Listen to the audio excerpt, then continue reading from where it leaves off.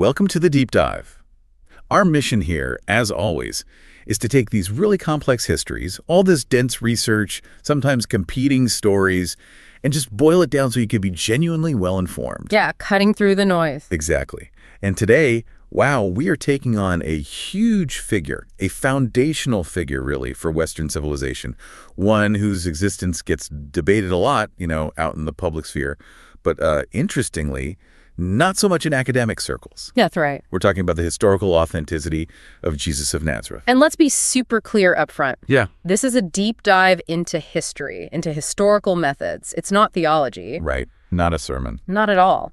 When scholars talk about the historical Jesus, they mean applying the same critical tools they'd use for, say, Julius Caesar or any ancient figure. It's about separating what history can recover, what's documented, what's provable, from, centuries of religious interpretation piled on top. So the question is, what can history actually tell us about the man who, launched a global movement? That's the core question we're wrestling with. Okay, so before we even start unpacking the evidence piece by piece, let's just hit that fundamental finding from the scholarship head on. Because I think a lot of people listening might assume, maybe reasonably, that the academic world is like 50-50 split on whether Jesus even existed. Yeah, that's a common assumption, but it's really quite far from the scholarly reality. How far? Well, historians are nearly unanimous on this point. The overwhelming majority of scholars who specialize in antiquity, they agree Jesus was a historical figure. Okay. The whole idea that he was just a myth, completely invented, that's consistently and pretty thoroughly rejected by mainstream scholarship. It's considered a fringe theory. A fringe theory. Fringe theory, yeah.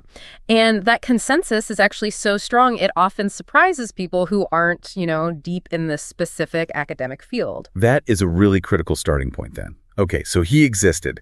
But what I find truly fascinating, and maybe what's most useful for you listening, is that while scholars argue, sometimes fiercely, about almost every other detail of his life, what he taught, what he really meant, the exact timeline. Right. All of that is up for grabs, it seems. But underneath all that disagreement, there's apparently a bedrock. A couple of things that are historically certain. There is. And that bedrock is usually defined by two key events in his life. Events accepted by virtually all scholars, regardless of their personal beliefs, religious or otherwise. Okay, what are they? We can be historically certain, using standard methods, that Jesus was baptized by John the Baptist. Right. And we can be historically certain that Jesus was crucified by the Romans under Pontius Pilate. Baptism and crucifixion. Those two facts basically frame his known public life. Pretty much everything else is subject to, vigorous debate and critical analysis. But those 2 points, they're solid ground historically. Got it. So our mission today isn't really about if he existed. We're moving past that based on the consensus. Exactly. We're going to unpack the evidence historians actually work with, look at the source accounts, which often conflict, right? Oh, definitely. And try to understand the rigorous methods they apply, these sort of rules of evidence historians use that let them build these different, sometimes really contradictory scholarly portraits of this man from Nazareth. Okay, so if we're treating this like a historical investigation, a cold case almost, where do historians even begin looking for clues? Logically, I guess you have to start with the oldest documents you can find, even if they come from within the movement itself. Precisely. You have to start there. The earliest surviving sources we have are the letters of the Pauline epistles. Right. And what's remarkable is their dating. They were written around AD 50 to 60. Think about that. That's only 20 to 30 years after Jesus' presumed execution. Wow, that's close. For ancient history, that's practically yesterday. It's gold, historically speaking. We're essentially talking about contemporary or near contemporary records. And the connection is even tighter than just the timing, isn't it? Paul wasn't just some guy writing about it decades later from afar. He actually knew the key players. He did. He was a contemporary, and his letters are absolutely crucial evidence for the movement's continuity. Paul flat out documents that he personally met and interacted with eyewitnesses. Like who? Including Jesus' own brother, James, and intimate disciples like Peter and John. And he says he met them starting really early, possibly as early as AD 35 or 36. So just a few years after the crucifixion? Maybe 5 years, yeah. It's incredibly close. And from Paul's writings alone, historians can piece together a basic biographical outline. What does that outline look like? That Jesus was a real Jewish person, born of a woman, as Paul puts it, descended from Abraham and David, raised under Jewish law. He gathered disciples, he suffered betrayal, he was crucified, buried, and crucially, Paul documents the belief that he appeared afterwards to Peter, James, and others. It's a whole narrative skeleton. Okay, so Paul gives us that immediate bare-bones framework. Then we get to the sources most people think of first, the Gospels, Matthew, Mark, Luke, and John. Why do historians tend to group Matthew, Mark, and Luke together and treat John a bit differently? Right. Matthew, Mark, and Luke are often lumped together because, well, they share a lot of material, they have a similar structure, tell largely the same basic story, often in the same order of events. Okay. That's why they're called the Synoptic Gospels. Synoptic basically means seen together. For historians looking for biographical details, these three are usually considered the primary source material. They detail the life, the ministry, the death of an Aramaic-speaking Jew living under Roman rule. An Aramaic-speaking Jew. Yeah. But the Gospels were written in Greek, right? That's a critical historical point, yes. Jesus spoke Aramaic, the common language there, but these texts were written in Greek, likely for Greek-speaking communities outside Judea. So historians have to be really careful trying to peel back layers of translation, cultural adaptation, and theological interpretation to get at the possible Aramaic original behind the Greek. Makes sense. And the fourth Gospel, John, why is it often seen as less useful for just straight historical facts? Well, John is just different. It varies dramatically from the synoptics. The timeline of events is different. The places Jesus visits are sometimes different. And the whole style of his teaching, long philosophical discourses rather than short parables, it's just a very different portrayal. So, historically trickier. Generally, yes, for a basic reconstruction. However, that skepticism about John's historical value has actually softened a bit in more recent scholarship, especially in what's called the third quest. Oh.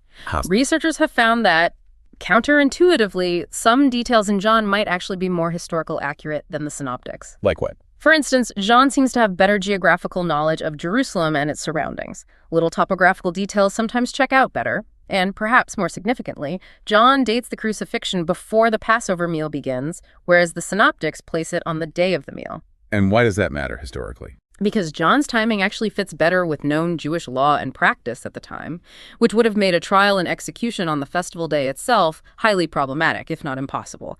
So, ironically, the less historical gospel might preserve some key details more accurately. #tag non-Christian sources. Okay, so we have the internal sources, the writings from the early Christian movement itself, Paul's letters, the Gospels. But for really solid historical proof, especially for skeptics, you need independent confirmation, right? Witnesses from outside the movement. Absolutely. That's essential. You need external anchors. So where does the, let's say, the skeptical Roman or Jewish establishment surprisingly provide some backup for the existence of this Jesus? This is where we really ground the historical claim in the wider context of the Roman world. The most significant non-Christian confirmations come from two key historians. One Jewish, one Roman. Okay. First, the Jewish historian Josephus. He was writing around AD 93 or 94 in his big work, Antiquities of the Jews, and he mentions Jesus twice. All right, let's talk about those two mentions, because one of them, the main one, is pretty controversial, isn't it? Often seen as being messed with by later Christians. That's right. The longer passage is famously known as the Testimonium Flavianum. And yes, the scholarly consensus is that later Christian scribes definitely interpolated it. Meaning they added stuff. Exactly. They inserted lines that are overtly Christian, things like explicitly calling Jesus the Messiah or saying he appeared alive again after his death, things a non-Christian Jew like Josephus almost certainly wouldn't have written. Why would they do that? Probably because Josephus was a respected historian, even by Romans. Early Christians likely wanted to co-opt his authority to make it look like this respected Jewish historian explicitly validated their core religious claims. Makes sense, strategically. But does that mean the whole passage is useless historically? Not necessarily. While everyone agrees it was tampered with, most critical scholars, the people who study this professionally, believe that underneath the later additions, there's an authentic original core. A nucleus written by Josephus himself. And what would that original core likely have said? Just the basics. Probably something fairly neutral. That Jesus existed, that he was known as a wise teacher, that he attracted a following of both Jews and Gentiles, that he was accused by the Jewish leaders, and crucially, that Pontius Pilate had him crucified. So it confirms the basic narrative points: existence, following, conflict, crucifixion by Pilate. Exactly. It confirms the political context and the key players, but without the explicit Christian theology. But, for many historians, the second, much shorter reference in Josephus is actually even stronger evidence. What's that? Because it's almost universally accepted as completely genuine, untouched by later scribes. And that's the one about James. That's the one. Josephus is talking about the execution of James, and he identifies him as the brother of Jesus who was called Christ. Okay. This is huge historically, because it directly corroborates Paul's letters, where Paul also talks about meeting James, the brother of Jesus. Right. You mentioned that earlier. So now you have an internal Christian source, Paul, and a neutral, even arguably hostile external Jewish source, Josephus, agreeing on a specific, mundane biographical fact. Jesus had a brother named James. That kind of cross-referencing on a simple family detail is powerful evidence for the historical reality of both figures. Okay, Josephus is key. Yeah. Who's the other major non-Christian witness, the Roman one? That would be the Roman historian Tacitus, arguably the greatest Roman historian. And what does he say?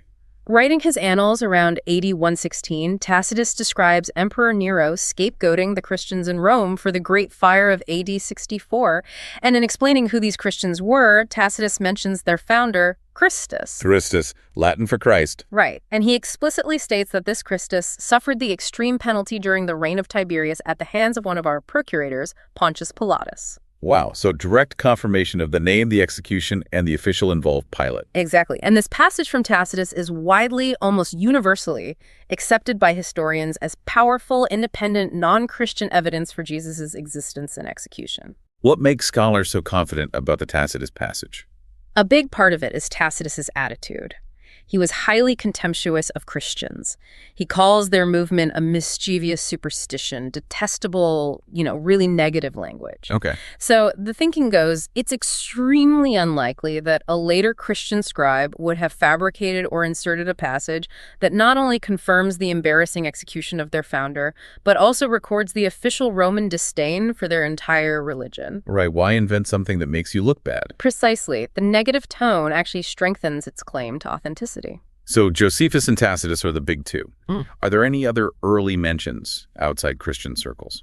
There are a few others, though maybe not quite as solid. There's a letter from a Syrian Stoic philosopher named Mara bar Serapion, possibly written sometime after AD 73. What does he say? He's writing to his son, sort of reflecting on the persecution of wise men. He compares the unjust killing of Socrates and Pythagoras to the execution of the wise king of the Jews. He notes that this king's wisdom lived on through the new laws he laid down. Interesting comparison. It is. While we can't date it precisely or verify it as easily as Josephus or Tacitus, it does suggest that fairly early on, a figure known as a wise Jewish leader executed by authorities whose teachings endured was part of the general knowledge in that region. Okay. And what about later Jewish writings, like the Talmud? Did they mention Jesus? They do, but it's complicated. The Talmudic references are mostly found in later sections, like the Gemara, compiled much later, between AD 200 and 500. So too late to be primary evidence about his life. Exactly. They're too far removed chronologically to tell us much reliably about the historical Jesus himself. However, they are incredibly valuable for a different reason. Which is? They demonstrate that Jesus and his burgeoning movement were definitely known, and more importantly, actively opposed within Rabbinic Judaism from a fairly early period. The Talmud contains passages that seem to be veiled attacks or polemics against Jesus and Christianity. Like what kind of attacks? Things like suggesting he was the illegitimate son of a Roman soldier named Pantera, or claiming he learned sorcery or black magic in Egypt to perform his miracles. These aren't historical accounts, they're clearly hostile arguments. But their very existence confirms that Jesus was a figure significant enough to argue against. They show early awareness and opposition. Hashtag the debate among historians. Okay, so let's pull this together. We've got Paul's early letters, the Gospels, then independent confirmation from Josephus, Tacitus, maybe Mara bar Serapion, and even later opposition in the Talmud. It seems like quite a bit of smoke for there to be no fire. That's exactly how historians see it. When you lay out all the evidence across multiple independent lines of transmission, Christian, Jewish, Roman, Syriac, confirming his existence, his following, his conflict with authorities, and his execution under Pilate. It adds up. It really does. Let's make the core takeaway here crystal clear. Why is the historical consensus that Jesus existed so incredibly strong, almost absolute among specialists? Yeah. Because if you applied the normal standard criteria of historical investigation that you'd use for any ancient figure, Jesus is actually remarkably well documented for someone from the first century, especially a peasant from Galilee. Better documented than some other figures we take for granted. You could argue that, yeah. Maybe comparable in terms of the amount of early attestation to figures like, say, Julius Caesar or Herod the Great, whose existence nobody ever questions. Historians conclude there's, quote, very abundant evidence. Okay. And here's another crucial point. There is absolutely no indication that writers in antiquity who opposed Christianity questioned the existence of Jesus. That's interesting. They hated the movement, but didn't say the founder was made up. Correct. They attacked his character, his teachings, his followers like the Talmudic sources did, but they never seem to have claimed he was just a myth. That argument seems to be a much, much later invention. Yet that argument, the Christ myth theory, it does persist, doesn't it? You see it online in popular books sometimes. Why do academic historians almost universally dismiss it as a fringe theory, as you said? Well, fundamentally, because the theory requires you to basically throw out all the standard tools and methods of historical analysis. How so? Proponents of the myth theory generally have to argue that the entire New Testament has absolutely zero historical value, which historians just don't accept. They have to ignore or explain away the external evidence from Tacitus and Josephus, usually with quite convoluted arguments, and often they rely on outdated claims that Christianity was just copied wholesale from pagan mystery religions. And that pagan copying idea has been debunked. Yeah, modern scholarship, especially since the 1970s and the focus on Jesus's Jewish context, has pretty thoroughly dismantled that line of argument. Jesus is now firmly understood within the world of first-century Judaism, not Greco-Roman paganism. So the myth theory just doesn't hold up to scrutiny using accepted historical methods. It's considered a thoroughly dead thesis in academia. Okay, so the real debate among historians isn't if he existed, but rather how much we can confidently know about him beyond those basic facts of baptism and crucifixion. Exactly. That's where the real work and the real disagreements lie. And that brings us back to the methods historians use on the sources we do have, like the Gospels. You mentioned these rigorous methods, that things like textual criticism, source criticism, form criticism. Can you unpack those a bit? What are they actually doing? Sure. It's all about critical analysis, trying to sift the historical kernels out from the, later layers of theological interpretation and storytelling. Okay. So textual criticism is basic but essential. We don't have the original autographs of the Gospels, only later copies. Textual critics compare all the different surviving manuscripts, note the variations, and try to determine which reading is most likely the original one. Try to get back to the oldest version of the text. Right. Then you have source criticism. This tries to figure out where the Gospel writers got their information. Did they use earlier written documents, oral traditions, eyewitness accounts? Like the Q-source theory. Exactly. That's the most famous example. The theory that Matthew and Luke both used Mark's gospel and another shared source, nicknamed Q, from the German Quell, meaning source, which contain mostly sayings of Jesus. Source criticism tries to identify these potential underlying sources. Okay, and form criticism, that sounds different. Form criticism looks at the smaller units within the Gospels, like individual parables, miracle stories, proverbs, conflict dialogues. It analyzes the literary form or genre of each unit. Well, look at the form. Because the form itself can tell you something about how that tradition might have developed. For instance, a short, punchy saying is perhaps more likely to preserve an original utterance than a long, complex miracle story that might have been embellished over time as it was retold in the early church. Form critics try to trace the history of these forms before they were written down. I see.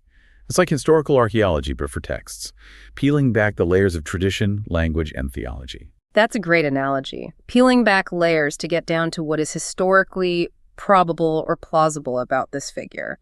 And arguably, despite the challenges, he's still maybe the best documented individual from first century Galilee we have. Okay, we've established the historical evidence for his existence is strong. But a name in ancient texts doesn't mean much without context, right? We need to place this figure firmly in his time and place. Absolutely crucial. Context is everything in history. So let's move Jesus out of the abstract historical record and put him where he actually lived. First century Judea, a Roman province, and apparently a pretty volatile one. Extremely volatile, constantly simmering with religious and political tension under Roman occupation. What's the basic timeline historians work with for his life within that context? Based on correlating gospel details, like references to rulers like Herod the Great or Emperor Augustus with known Roman and Jewish history, scholars generally place his birth somewhere between 7 and 2 BC. Okay. And his death, as we said, is tied directly to Pontius Pilate. Since Pilate was prefect or governor of Judea only from AD 26 to 36, His death has to fall within that 10-year window. exactly. The consensus usually lands somewhere between AD 30 and 36 for the crucifixion. That window is pretty firm because of the Pilate connection, which is undisputed. And that crucifixion, as we keep saying, it wasn't just a random act of violence. It was a specific Roman political act, wasn't it? Absolutely. It's crucial to understand it primarily as a political execution, not merely a religious martyrdom, historically speaking. Why? What did crucifixion signify in the Roman world? It was the punishment the Romans reserved primarily for slaves, low-status provincials, and especially for rebels, insurrectionists, pirates, anyone deemed an enemy of the state, particularly those who challenged Roman authority or, significantly, claimed some form of kingship in opposition to the emperor. So the very method of death tells us he was seen as a political threat by Rome. It does. It establishes his direct lethal conflict with the ruling imperial authority. Being crucified meant you were executed as a traitor or a threat to Roman order. It anchors the historical Jesus firmly within the political turmoil and power dynamics of occupied Judea. But why was he seen as such a threat? That's where scholars disagree, right? Was he actively trying to overthrow Rome, or was it more complicated? That's a major point of debate among historians constructing their portraits of Jesus. There's a huge spectrum of views. What are the main lines of argument? Well, some portraits argue he was an outright anti-Roman revolutionary, or at least perceived as one. They might point to actions like the Temple incident, or the political implications of titles like Messiah or King of the Jews, which was reportedly put on his cross. In this view, he was leading, or seemed to be leading, a movement aimed at challenging Roman rule. Okay, the political revolutionary view. What's the alternative? The alternative, or perhaps complementary view, argues that his primary conflict wasn't directly with Rome per se, but rather was internal, a conflict with the Jewish authorities, particularly the temple elite in Jerusalem, over issues of religious practice, purity, law, and access to God. Sometimes this is termed a conflict over the politics of holiness. The politics of holiness. Can you explain that? It suggests Jesus challenged the established structures. The temple system, the priestly aristocracy, the ways they interpreted and enforced Jewish law, especially regarding things like ritual purity, Sabbath observance, associating with sinners, tithing, etc. He was seen as undermining their authority and their control over religious life. And how does that internal Jewish conflict lead to a Roman crucifixion? Because the Jewish ruling elite, the chief priests and their associates, were largely installed and supported by Rome. They were responsible for maintaining order in Judea for the Romans. If Jesus was causing significant social disruption, challenging their authority, attracting large crowds, potentially sparking unrest, He becomes a problem for them and therefore a problem for Rome. Exactly. In this interpretation, the Jewish authorities handed him over to Pilate, not necessarily because they agreed on theology, but because he was a destabilizing force, a popular agitator who threatened the delicate peace and their own power, which was intertwined with Roman power. Pilate then executes him as a potential troublemaker, an entity of the state to maintain Roman control. So whether primarily aimed at Rome or at the Jewish leadership, his actions were ultimately interpreted by the ruling power Pilate as politically dangerous. Precisely. Either way you slice it, his death was a state-sanctioned execution resulting from perceived political threat. #tag Jewish religious movements and messianic expectations. Now, it's really important to stress, as you mentioned earlier, that modern scholarship places Jesus absolutely firmly in the Jewish tradition. Those older fringe ideas about him being influenced by pagan gods or mystery cults are basically gone from serious scholarship, right? Oh, completely. That's one of the biggest shifts in Jesus studies over the last 50 years. The default assumption now is Jewish context. Everything about him has to be understood within the Judaism of his time. So what are the specific details that ground him as a first-century Galilean Jew? Well, first, he was from Nazareth, a small pretty obscure village up in Galilee. And that obscurity is actually evidence for its authenticity. Kind of, yeah. It fits to the criterion of embarrassment, or maybe criterion of insignificance. If early Christians were inventing a glorious founder, they probably wouldn't have picked some tiny, unimportant hamlet like Nazareth. They might have chosen Jerusalem, or maybe Bethlehem for the Davidic connection. The fact that he's consistently tied to this unremarkable place makes it historically plausible. Okay. What else roots him in that Jewish world? We know he spoke Aramaic. That was the everyday language in Galilee then. The Gospels themselves sometimes preserve Aramaic phrases attributed to him, like Talitha kum or Ephatha. Right. And some Gospel passages even imply he followed standard Jewish piety. There's a mention of him wearing tzitzit. Tzitzit. What are those again? They're the fringes or tassels that observant Jewish men wore and still wear on the corners of their garments as commanded in the Torah. Mentioning that detail, even if brief, grounds him visually and culturally as a practicing Jew of his time. Do you know other languages? Hebrew, Greek? He likely knew Hebrew, at least for reading the scriptures and participating in synagogue services. And given that Galilee was a crossroads region with significant Hellenistic influence, it's quite possible, maybe even probable, that he had some working knowledge of Greek as well, the common language of trade and administration in the wider region. Okay. So, a Jew from Galilee, speaking Aramaic, living under Roman occupation. Now, what was central to his message? What did he actually talk about? Overwhelmingly, the sources agree. The main theme of his teaching was the kingdom of God, or sometimes the kingdom of heaven in Matthew's gospel. The kingdom of God. That sounds important, but also vague. How do historians interpret what he meant by that? Because this seems to be where those different scholarly portraits really diverge. It's the absolute crux of the matter, yes. His parables, his sayings, they almost all revolve around this kingdom concept, often presented in surprising, even confounding ways. And how you interpret that central theme drives the biggest disagreements in historical Jesus scholarship. So let's lay out the main interpretations.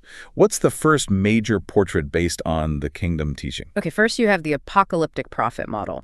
This view was famously championed by Albert Schweitzer at the beginning of the 20th century and has been revived and refined by scholars like Bart Ehrman more recently. And what did this apocalyptic Jesus believe? This Jesus was convinced that the end times, the literal cosmic judgment day, the end of the current world order, and the arrival of God's direct rule were imminent, like really imminent, expected to happen very soon, probably within his own generation. Wow.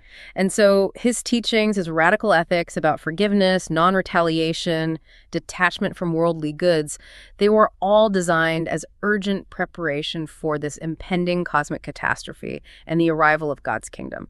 It's an ethic for the end of the world. Okay, that's one powerful image. What's a contrasting view? Maybe one that keeps him more grounded in sort of ongoing Jewish hopes. Right. The contrasting view often focuses on him as the Jewish Messiah. Think of scholars like N.T. Wright. How does this Messiah portrait interpret the kingdom differently? In this view, Jesus wasn't talking about the literal end of the space-time universe. He was operating entirely within Jewish hopes for restoration and the end of exile.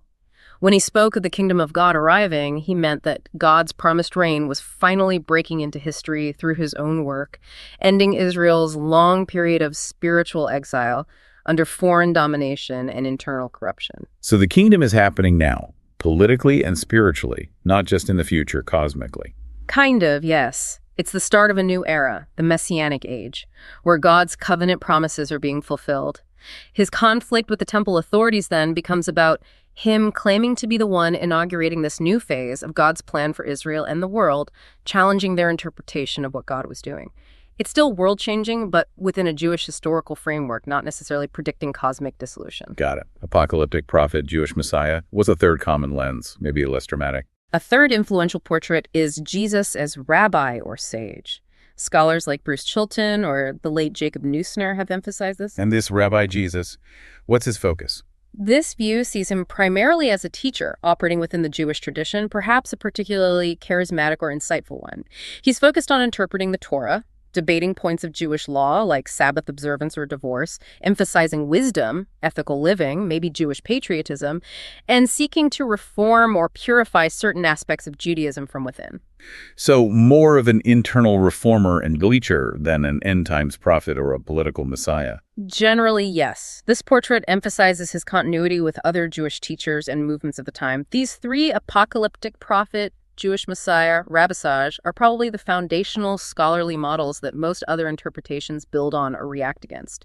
And you can see how different interpretations of that central kingdom of God theme lead to radically different pictures of who he was and what he was trying to achieve. #tag daily life and social struggles. Okay, so we have these big picture interpretations, prophet, Messiah, rabbi. But when historians zoom in on the fragments we have about his actual activities, his day-to-day interactions described in the Gospels, they seem to pull out other functions or roles he played, right? Yeah. Different ways he interacted with the society around him. Absolutely. The sources depict him doing various things, and different scholars emphasize different activities to build their portraits. Like healing people. That seems prominent in the Gospels. Very prominent. And that leads directly to the portrait of Jesus as a charismatic healer or holy man. Scholars like the late Geza Vermes really highlighted this. They see Jesus as a figure similar to other pious Jewish miracle workers or men of the spirit known from that period, figures like Honi the circle drawer or Hanina ben Dosa. So his power came from his perceived connection to God, expressed through healing and maybe exorcisms. Exactly. His authority stemmed from these charismatic acts. Marcus Borg also emphasizes this, arguing that Jesus' healings and exorcisms were a direct challenge to the existing Jewish politics of holiness we mentioned earlier. How so? By providing direct, unmediated access to divine power and healing, often bypassing the temple priests and purity rules, Jesus was implicitly critiquing the established religious system controlled by the elite. He was offering an alternative pathway to God's power for the common people, especially the marginalized and the ritually impure. Okay, the healer. But other historians focus less on the miracles and more on the content of his radical sayings, don't they? They do, and that leads to a very different and quite influential portrait. Jesus as a Cynic philosopher or sage. A cynic, like the ancient Greek philosophers Diogenes and company. That seems unexpected for a Galilean Jew. It does at first glance, but scholars like John Dominic Crossan have argued forcefully for it. He points out that major centers of Hellenistic culture, including cities where Cynicism flourished, like Gadara, were actually geographically quite close to Jesus' home region of Galilee. It wasn't an isolated backwater. So the idea is he was influenced by these Greek philosophical ideas. The argument is that Jesus adopted and adapted the style and some of the core messages of Cynicism for a Jewish context. The Cynics were known for rejecting social conventions, renouncing property, embracing poverty, using sharp wit and shocking aphorisms to critique the rich and powerful, and advocating a simple, natural life. And you can see parallels with some of Jesus' teachings. Crossan argues yes. The radical sayings about abandoning family ties, not worrying about possessions, the critiques of wealth, the itinerant lifestyle, he sees these as reflecting a Jewish adaptation of Cynic countercultural philosophy, aimed at dismantling the existing social hierarchies of his day. Wow, that's a very different picture from the apocalyptic prophet or the rabbi. Very different. It emphasizes Jesus as a radical social critic using philosophical tools. And is there a view that connects his actions even more directly to the sort of economic and political struggles of the time? Less philosophical, more grounded in material conditions? Yes, absolutely. That's the portrait of Jesus as a prophet of social change, or sometimes a social revolutionary. This perspective has gained a lot of traction, especially in the more recent phases of scholarship, the next quest. And what's the focus here? Scholars like Richard Horsley or James Crossley interpret Jesus' ministry primarily as a grassroots social movement, responding directly to the harsh realities of life for peasants in Galilee and Judea under Roman rule, heavy taxation, debt, land loss, class exploitation. So his message wasn't just spiritual. It was about concrete social justice. Precisely. In this view, Jesus initiates a movement that proclaims a reversal of the current social order. The last shall be first. The poor are blessed. His actions, like eating with outcasts or criticizing the wealthy, are seen as direct challenges to the socioeconomic system. It's a movement rooted in class conflict and aiming for a radical transformation of society, inspired by prophetic traditions of justice. And within that social context, his inclusion of women followers also becomes significant, doesn't it? Hugely significant. From a feminist historical perspective, the simple fact that the Gospels consistently report women among his core followers and financial supporters, traveling with him, witnessing key events that was itself a radical act of social reform in the intensely patriarchal society of first-century Judea. His acceptance of women in prominent roles within his movement challenged traditional norms. Okay, we've looked at these different portraits based on his context and actions. Prophet, Messiah, Rabbi, healer, cynic, social reformer. Now let's focus specifically on the content of his teachings. What core ethical ideas do critical historians generally agree are reliably attributed to the historical Jesus? When historians apply those criteria of authenticity we talked about, like embarrassment or multiple attestation in different sources, or dissimilarity from both contemporary Judaism and the later church, certain core teachings stand out pretty strongly. Such as? A central theme seems to be an ethic of radical forgiveness and non-retaliation. You get these incredibly memorable, punchy aphorisms. Like turn the other cheek. Exactly. Turn the other cheek, love your enemies, the command to go the extra mile. Which had a specific context, didn't it? It likely did, yeah. Roman soldiers had the legal right to compel a civilian to carry their heavy gear for 1 Roman mile. Jesus saying go 2 miles turns an act of forced submission into one of surprising, disarming generosity, maybe even critique. Interesting. These kinds of sayings, short, counterintuitive, easily remembered, found in multiple early sources, are generally considered historically authentic by a wide range of scholars. They seem to capture a distinctive voice. But even if they agree on the words, scholars still interpret their meaning through those different portrait lenses. Right, oh, absolutely. The exact same saying gets filtered differently. If you see Jesus as the cynic sage, turn the other cheek is a radical rejection of honor codes and social expectations. Okay. If you see him as the apocalyptic prophet, it's urgent advice because worldly status and conflicts are about to become irrelevant anyway in the face of God's imminent judgment. The ethic makes sense only if the end is near. And for the Jewish Messiah view? Maybe it's about embodying the merciful character of God or creating the alternative community that will model God's reign even under oppression. The context completely shapes the interpretation. But the biggest fault line, the one we keep coming back to, is the meaning of his central theme, that kingdom of God. Was he talking about a literal, imminent apocalypse or something else? That remains the fundamental divide in the scholarship. Was the kingdom a future supernatural event involving the end of the world, or was it something more present, perhaps social, political, or spiritual, happening through his ministry? Can you just spell out the stakes of that disagreement for someone listening? Why does it matter so much which interpretation is right? Well, at its starkest, it's the difference between Jesus being factually, prophetically wrong, or potentially right. How so? Scholars who follow the strict apocalyptic prophet model, like Schweitzer or Ehrman, argue that Jesus genuinely believed and taught that the supernatural end times, the Son of Man coming on the clouds, final judgment, all of it, would happen within the lifetime of his immediate followers. It didn't. And it didn't. The world didn't end in the 80s, 30s, or 40s. So, from this perspective, the historical Jesus was a failed prophet. His core prediction was wrong. This then forces his followers, like Paul and the gospel writers, to reinterpret his message, explain away the delay, and shift the focus from an imminent end to, say, Jesus' death and resurrection as the key event. That's a pretty stark conclusion. Failed prophet. It is. But scholars like N.T. Wright and others argue strongly against this failed prophecy model. What's their alternative explanation for his apocalyptic-sounding language? They argue that his dramatic language about judgment, destruction, and the coming kingdom wasn't primarily about the literal end of the space-time continuum. Instead, it related mainly to a specific, catastrophic historical event that was imminent for his audience: the impending destruction of the Jerusalem temple and the end of the existing Jewish socio-political order. The destruction that happened in AD 70 by the Romans. Exactly. For a first-century Jew, the temple was the center of the cosmos, the place where heaven and earth met, the heart of their covenant relationship with God. Its destruction by Rome would have felt like the end of the world, a moment of profound divine judgment and national catastrophe. So, in this view, Jesus was prophetically predicting that event. Yes. He was warning his contemporaries about the disastrous consequences of confronting Rome, predicting the temple's fall, and announcing that through this judgment, God's true kingdom was being established in a new way, perhaps through his own movement. And since the temple was destroyed within a generation. Then Jesus, in this interpretation, was a successful prophet. His apocalyptic warnings proved historically accurate, validating his message. His kingdom language was about political and theological overthrow within history, not cosmic collapse outside of it. Wow. So the exact same words, the kingdom of God is near, can lead to completely opposite conclusions about whether he was right or wrong. Precisely.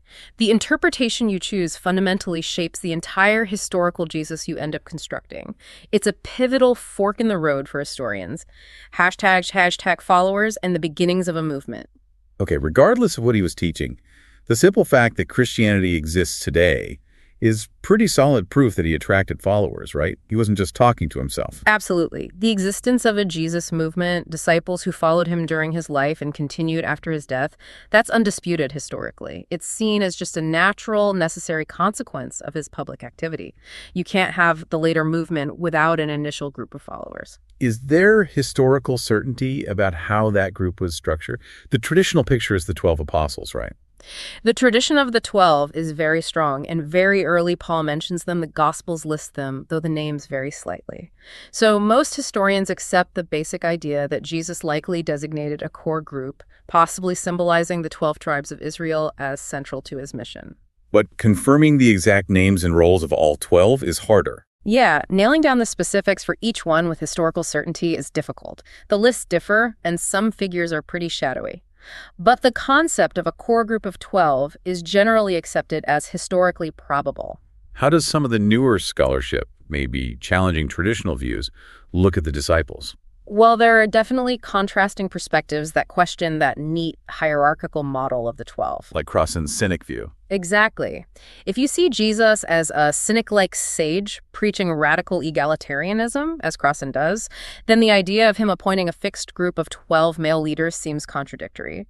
Crossan argues Jesus probably advocated an open commensality, sharing meals and life with anyone, with no inner circle. He suggests the 12 might be a later organizational structure imposed by the early church. So a more radically open, less structured movement initially. That's one view. However, some of the most recent scholarship, what's sometimes called the next quest, actually pushes back against that romantic notion of Jesus as just a wandering, unstructured liberal sage. Oh. How does the next quest see the followers? Focusing heavily on social history, class relations, and the practicalities of organizing movement in that context, some scholars in this vein suggest the core group, maybe the 12, was likely much more structured and intentional than previously thought. Structured how? Maybe less like casual followers and more like a deliberate central committee or politburo, if you want a provocative analogy.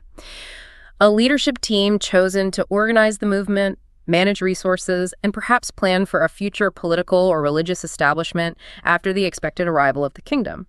It views the formation of the movement as more pragmatic, organized, and potentially politically ambitious. That's a very different feel from the wandering cynic. Very different. It emphasizes organization and strategy. But regardless of the exact structure, the crucial historical point about the followers is what happened after the crucifixion, isn't it? Their perseverance. Absolutely critical. The fact that his disciples didn't just scatter and disappear after their leader was executed in the most humiliating way possible, that's historically remarkable. They regrouped.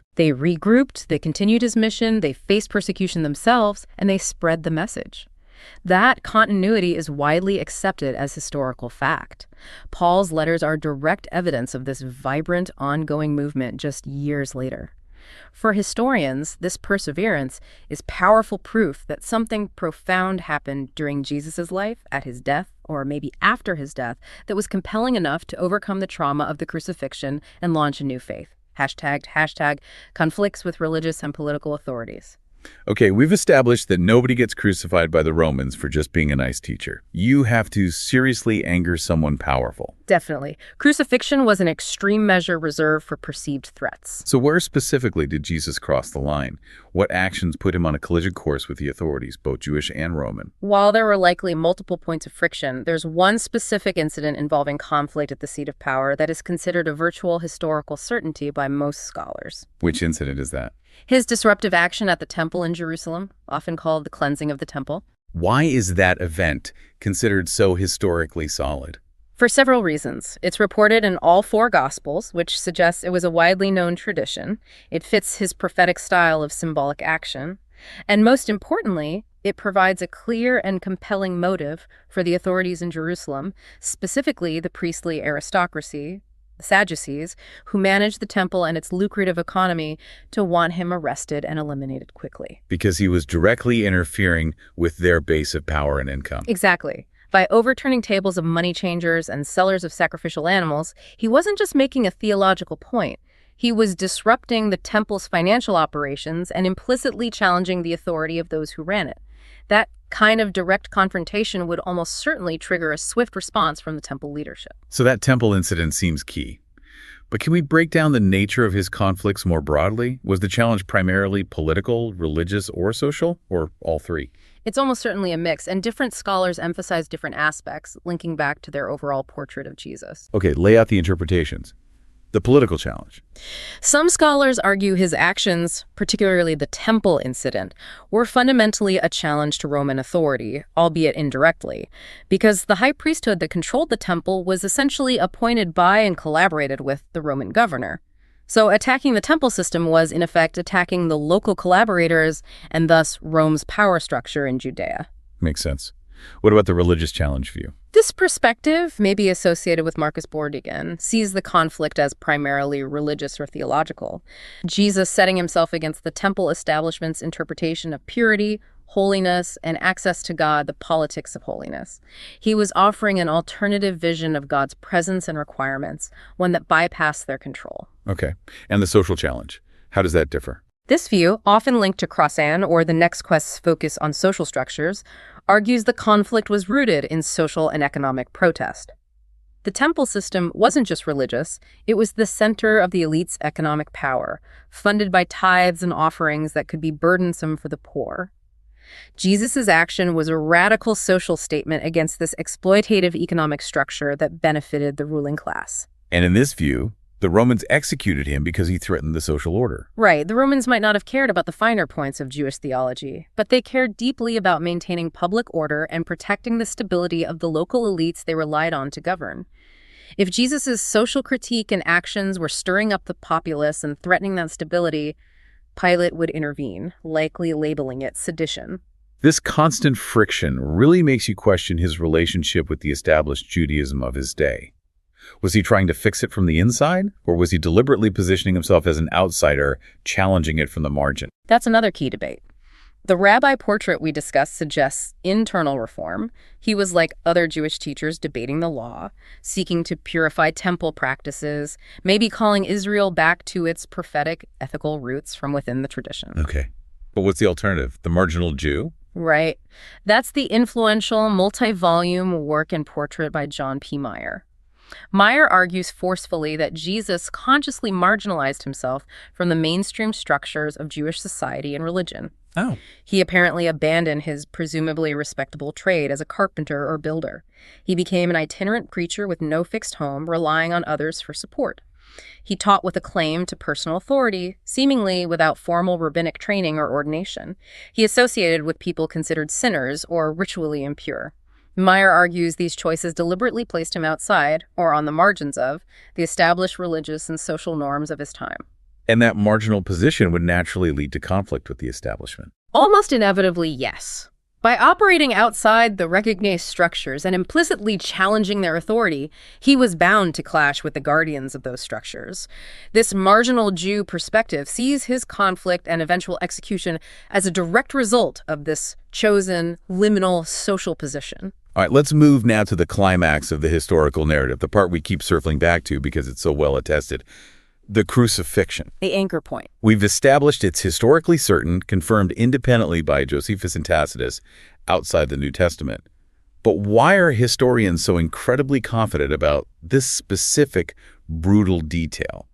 What historical criteria make it basically undeniable? Historians rely very heavily here on one of the core tools of their trade, the criterion of embarrassment. Okay, explain that. What does it mean? The criterion suggests that if an early source, especially one trying to promote a figure or movement, includes details that would have been awkward, counterproductive, shameful, or just plain embarrassing for the movement's image at the time, then those details are very likely to be historical. Exactly. Because why would they make up something that hurts their own case? The assumption is they wouldn't invent embarrassing facts. They'd only include them if they were so well-known and undeniable that they had to be addressed. And what exactly was so embarrassing about being crucified? Oh, just about everything, from the perspective of a first-century Jewish messianic movement. Crucifixion wasn't just death. It was the most degrading, painful, publicly shameful form of execution the Romans had. It was reserved for the lowest of the low, for slaves and rebels. That had negative religious connotations, too. Deeply negative in a Jewish context. Deuteronomy explicitly says, "Cursed is everyone who hangs on a tree." So, for your expected Messiah, your divinely anointed king, to end up executed like a common criminal under a divine curse. It was catastrophic. It screamed failure, defeat, divine rejection. So the early Christians would never have invented that end for their leader. Absolutely not. It was the ultimate PR disaster. The fact that this embarrassing, problematic death is central to all our earliest sources strongly indicates it must have actually happened. It was an undeniable historical reality that the early church had no choice but to confront and then, crucially, reinterpret theologically to find meaning in the shame.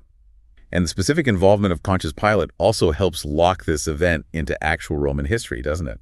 Definitely. The consistent mention of Pilate as the official who ordered the execution firmly situates Jesus' death within the known administrative and judicial system of the Roman Empire in Judea during that specific decade, AD 26 to 36. And what does Pilate's involvement confirm about how Jesus was perceived? It confirms, again, that the Romans ultimately saw him as a political threat, not just a religious nuisance. Pilate executed him on a charge that must have amounted to sedition or treason against Rome. This is likely reflected in the title reportedly posted on the cross, Jesus of Nazareth, the King of the Jews. Whether Jesus claimed that title himself or it was ascribed to him by others, it was inherently a political claim in Roman eyes, a challenge to Caesar's sovereignty. Pilate acted to eliminate that perceived challenge. Okay, so the execution by Pilate is rock solid. But historians don't agree on whether Jesus saw it coming, do they? Did he predict his own crucifixion? That's another significant area of disagreement, yes, a real split in scholarly opinion. What are the two sides? On one side, you have prominent scholars like E.P. Sanders or Paula Fredrickson who argue that the detailed predictions of his suffering, death, and resurrection found in the Gospels, like in Mark 8, 9, and 10, are likely later additions. Vaticinium ex eventus prophecy after the fact. Exactly. They argue these predictions were written back into the narrative by the early church after the crucifixion and resurrection experiences in order to make sense of the traumatic, unexpected failure of their leader's execution and to show he was in control all along. They see it as theological retrojection, not historical foresight. Okay. And the other side? Conversely, other respected scholars, like the late Maurice Casey or John P. Meyer, argue that it's historically plausible, maybe even probable, that Jesus did anticipate a violent end, perhaps even specifically crucifixion, given his confrontational actions, especially at the temple. Why do they think that's plausible?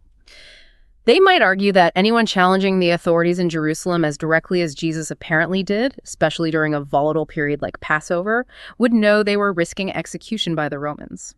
Crucifixion was a known penalty for sedition. So predicting his death wasn't necessarily supernatural prophecy, but maybe realistic political calculation. And if he did anticipate it? If he did anticipate his death, and perhaps spoke about it to his followers, maybe even interpreting it in light of Scripture, that foreknowledge could have actually helped his disciples process the trauma later, and perhaps even strengthen their belief in the resurrection when it occurred. It would provide a framework. So it's a genuine historical debate with implications for how we understand both Jesus' mindset and the origins of the resurrection belief. #, early interpretations of his death. So this violent political execution happens. Immediately, people have to start making sense of it, interpreting it. Yeah. And Paul, writing just 20 years later, he gives us the very first written interpretations, right? He absolutely does. Paul's letters are our earliest window into how the first generation of followers processed and understood Jesus' death. And what elements does Paul document from that early understanding? Paul provides a remarkably full outline of the core passion narrative elements. He explicitly mentions the Last Supper, the betrayal, the crucifixion itself. He refers to the involvement of both Jewish and Roman authorities in Jesus' death. He mentions the burial. And crucially, he immediately frames this sequence of events not just as a tragedy or a political execution, but as a purposeful, divinely ordained saving act. He gives it theological meaning right away. Instantly. For Paul, the cross isn't an embarrassment to be explained away. It's the very center of God's plan for salvation. That theological interpretation, which became absolutely foundational for Christianity, was already fully formed and circulating within maybe 2 decades of the event itself. That's historically significant. It's kind of amazing, though, that the very first attempt in the modern era to separate the Jesus of history from the Christ of faith started by offering a completely opposite, totally cynical interpretation of his death and what followed. You're talking about Ramirez. Right. Herman Samuel Ramirez, back in the 18th century, kicking off what we now call the first quest for the historical Jesus. Exactly. Ramirez read the sources and came to a radically different conclusion. He argued that the historical Jesus was purely a political messiah, aiming to liberate Israel from Rome and establish an earthly kingdom. Okay. When that plan failed spectacularly with his crucifixion, Reimarus argued, his disciples were left disillusioned and facing the collapse of their whole project. So what did they do? According to Reimarus, they cynically decided to salvage the situation. They stole Jesus' body from the tomb. Ah, the stolen body theory. Classic stolen body theory. They hid it, and then they invented the story of the resurrection and Jesus' divinity, essentially manufacturing a new spiritual religion purely for their own personal gain and influence. Wow. That's about as far from Paul's interpretation as you can get. Completely. But that radical, deconstructive, non-theological hypothesis, the idea that the core of the faith was a deliberate fraud perpetrated by the disciples, that's what really ignited the entire modern historical quest to try and separate the real historical Jesus from the figure worshipped by the church.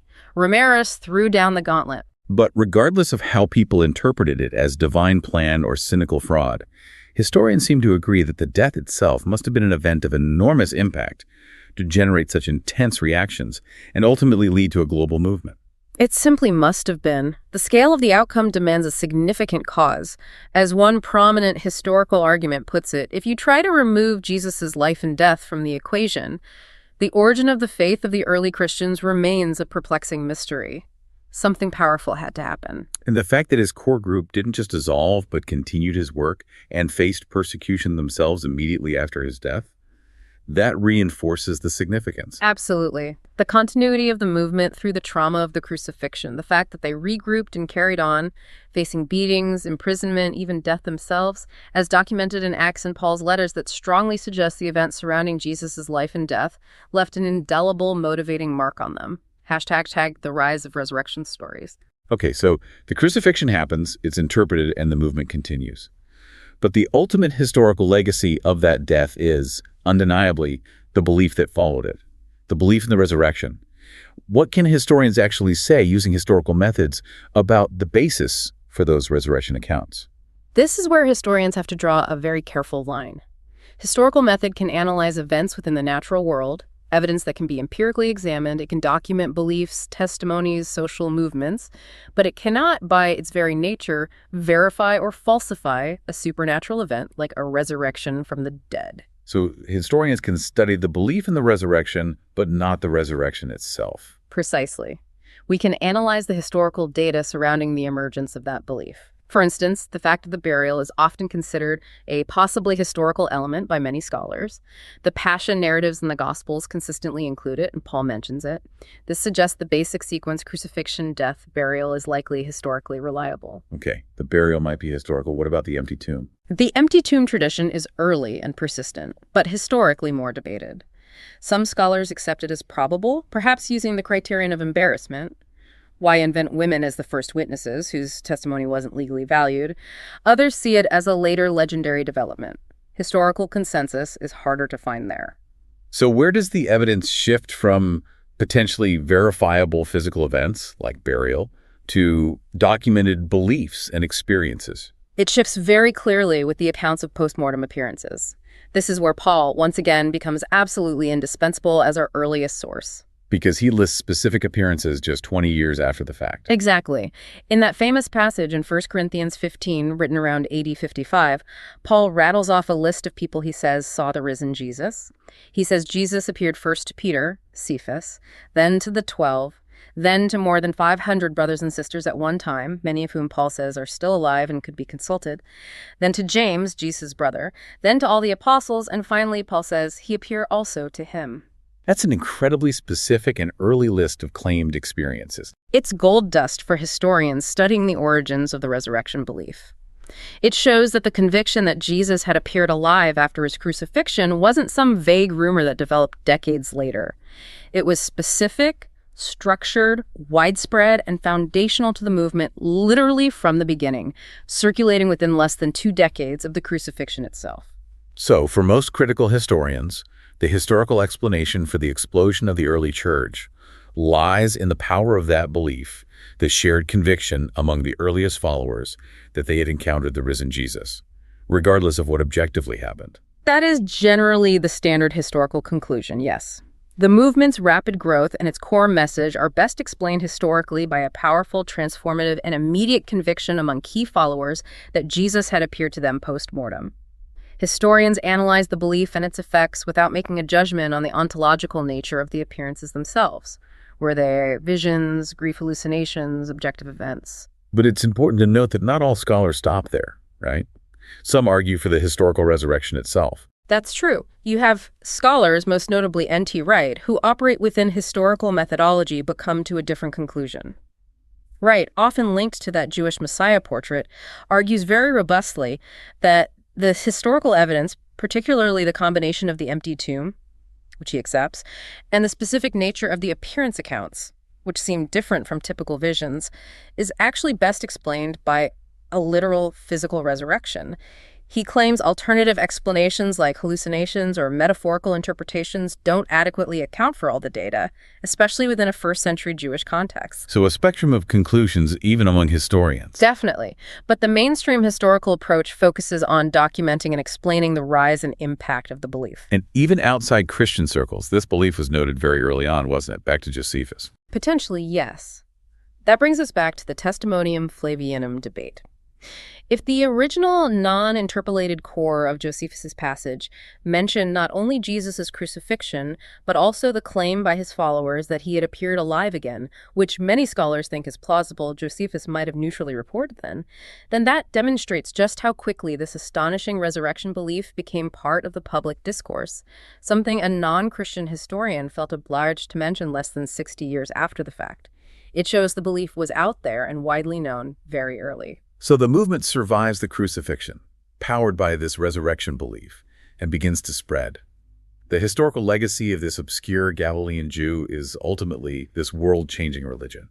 Before we wrap up by looking at the competing scholarly portraits that history leaves us with, maybe we should quickly recap how the methods historians use to study Jesus have evolved over time, these quests you've mentioned. Yeah, understanding the history of the scholarship itself is really important for understanding why we have the different portraits we do today. The methodology hasn't been static. So the first quest kicked off in the 18th century, with Reimarus trying to find the real historical Jesus behind the Christ of faith. Exactly. It was driven by Enlightenment rationalism, trying to strip away the supernatural and find the purely human figure.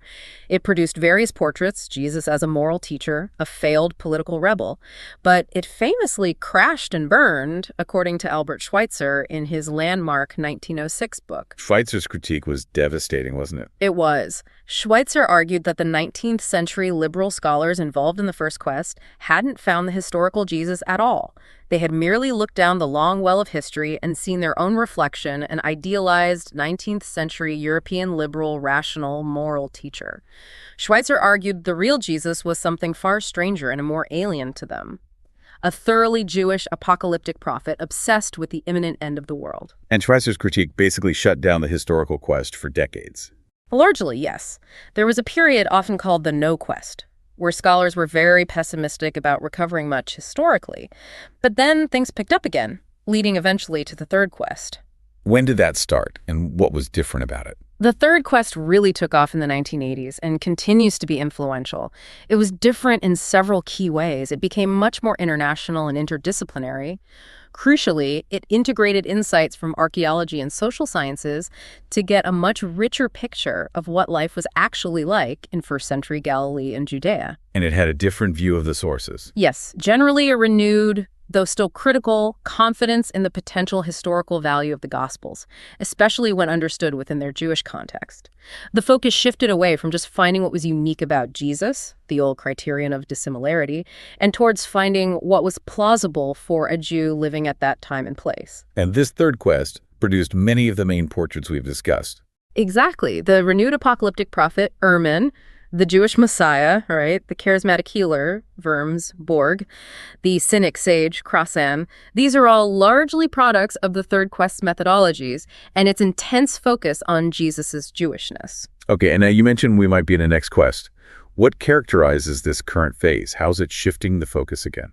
It's still emerging, but the next quest, or perhaps fourth quest, seems to be moving away a bit from the third quest's intense focus on detailed authenticity criteria for individual sayings, or the obsession with finding Jesus's uniqueness. What's the focus instead? There's a much stronger emphasis on placing Jesus within broader patterns of human behavior and social phenomena, things like social memory theory, trauma studies, and especially class relations, economic history, and power dynamics. So more social history, less theology, or individual psychology? Kind of, yeah. Scholars working in this vein, like James Crossley or maybe Helver Moxnes, tend to analyze Jesus and his movement explicitly as products of and responses to the socioeconomic conditions and class conflicts of Roman Palestine. They're challenging the sometimes romanticized portraits of the third quest, whether it's the liberal sage or the purely spiritual prophet. Can you give a concrete example of how this next quest approach might interpret a familiar story differently? Sure, let's take the famous story of the feeding of the 5,000 in the wilderness. Okay. Traditionally seen as a miracle demonstrating Jesus' divine power, or maybe a symbol of the Eucharist. Right. A third quest historian might analyze its symbolic Jewish meanings, perhaps relating it to Moses and manna in the wilderness. But a historian working with a next quest lens, focused on social history and economics, might look at that story very differently.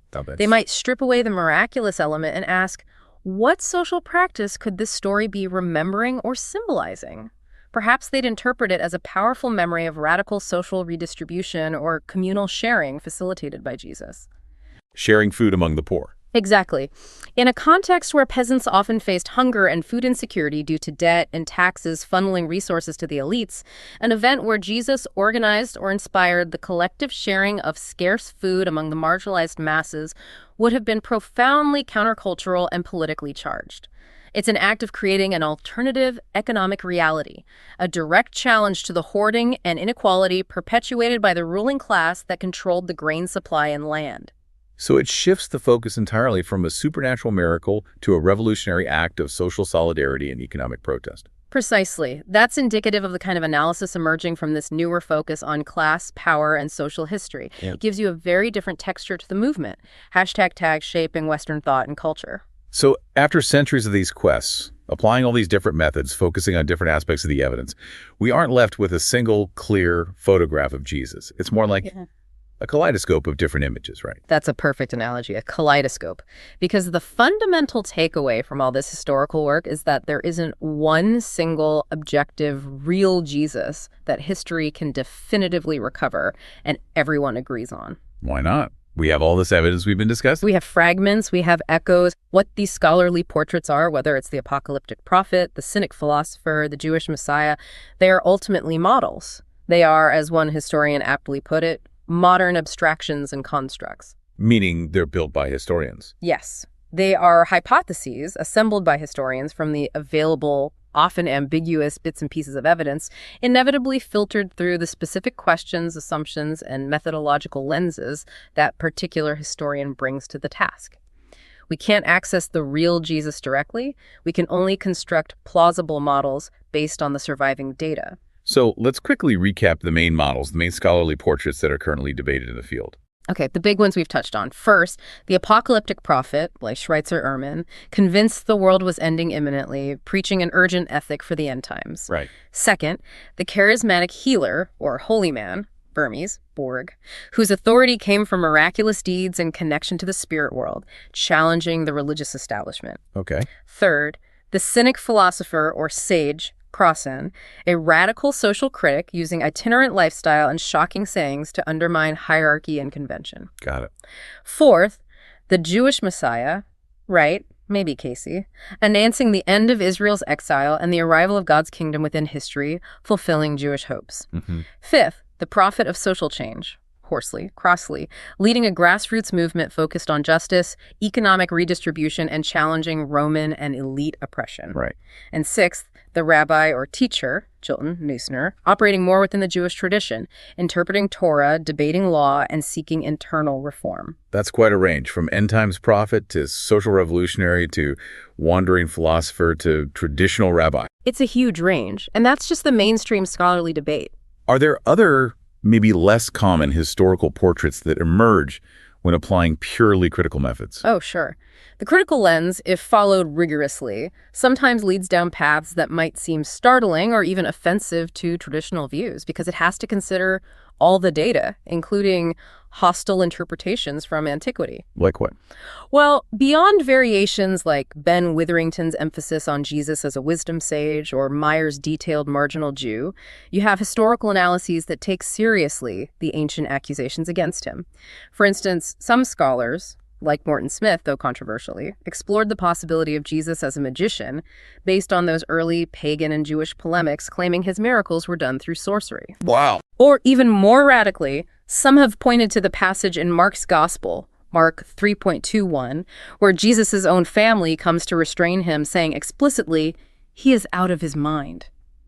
Based on this and other behaviors described, a few scholars have cautiously raised the hypothesis of some kind of mental disorder or extreme psychological state viewed through a purely secular, medicalized lens. That's definitely challenging. It is.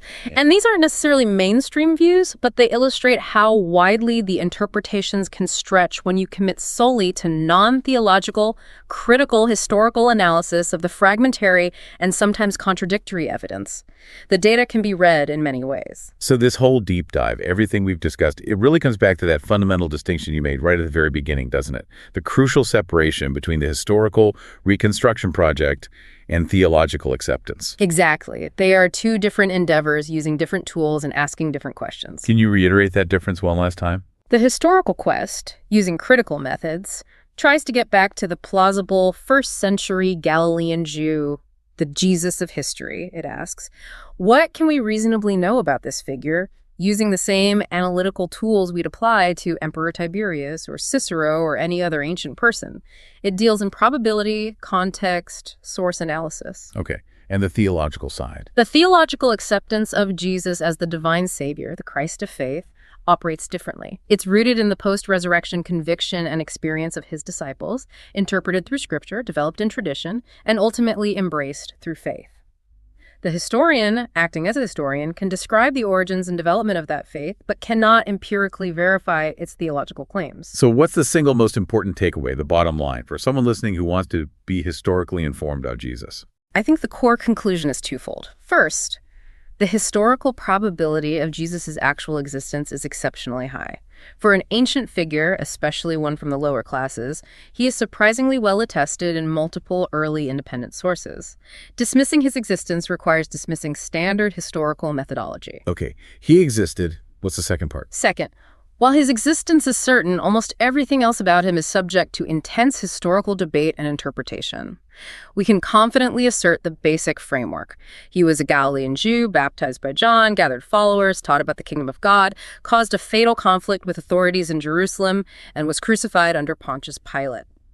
We know the basic beginning and the end of his public career. But the middle part, who he was, what he meant, what he was trying to do, that remains wide open to interpretation, resulting in all these competing portraits. Precisely. That vast, complex, and frankly revolutionary middle section of his life and message remains a battleground for historical hypotheses. And that's the challenge for us, trying to understand this figure, recognizing that the same limited set of historical fragments can be plausibly assembled into radically different, yet still academically respectable portraits. That's the fascination and the frustration of historical Jesus research. The choice between seeing him primarily as, say, a revolutionary apocalyptic prophet predicting the end versus a non-eschatological cynic sage dismantling social norms versus a messiah focused on national restoration. It often comes down to which historical criteria you prioritize, which contexts you emphasize, which fragments you deem most authentic, and how you piece them together. Which brings us perfectly to our final provocative thought for you to consider. Given that some of the most radical and perhaps socially challenging portraits of Jesus the Cynic philosopher trying to abolish hierarchy, the prophet of social change leading a movement against grinding poverty and exploitation, emerged directly from applying purely secular, non-theological historical methods. Methods trying not to presuppose his divinity. Exactly. What does it ultimately say about history and about this figure? That the man who stands at the root of one of the world's largest religions remains, in the strictly historical record, fundamentally a hypothesis. A powerful, influential hypothesis, yes, but still one constructed and constantly reconstructed from fragments. It really underscores that the Jesus of history is always, in a sense, the remembered Jesus viewed through the lens of later interpreters, including historians themselves. And that, perhaps, is where this deep dive ends and your own quest for understanding begins.